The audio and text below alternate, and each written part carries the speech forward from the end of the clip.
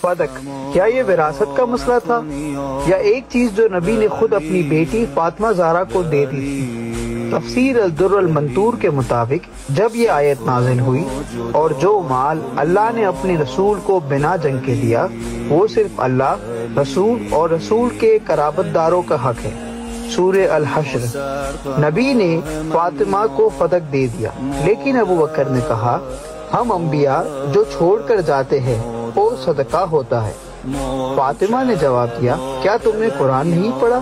اللہ فرماتا ہے سلیمان نے داؤد سے وراثت پائی، اگر انبیاء وراثت نہیں دیتے تو سلیمان داؤد کے وارث کیسے بنے؟ تباری لکھتے ہیں فاطمہ نے ابو بکر سے کہا مجھ سے فدق کا حق چھین لیا گیا جو میرے والد نے مجھے دیا تھا۔